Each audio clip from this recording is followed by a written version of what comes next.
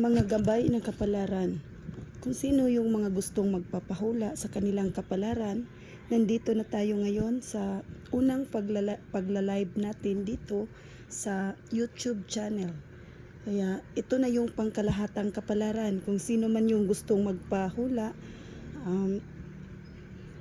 gagawin na natin ngayon yung hula natin.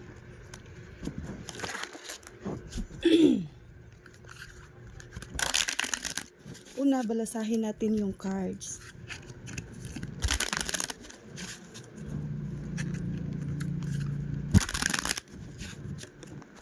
Tapos, pumili tayo.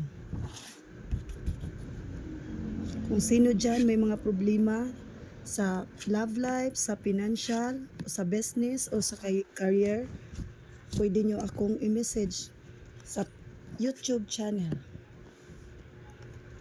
Unang mga napili dito ngayon, ito yung sign na the world. Ang ibig sabihin, kapag nakapili ng ganito, magtatagumpay sa buhay at makapag-travel sa malayong lugar.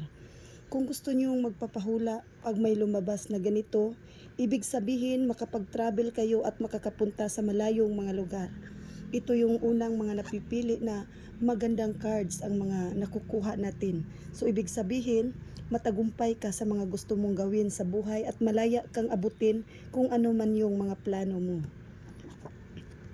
Sign ito ng napakaraming blessings kung ikaw ay may mga hinihintay na pira o blessings o kahit anuman sa iyong bunga ng iyong mga ginagawa, pwede mo itong makikita dito kapag napili mo itong cards na ito. Ang ibig sabihin ay marami kang blessings na paparating sa buhay mo.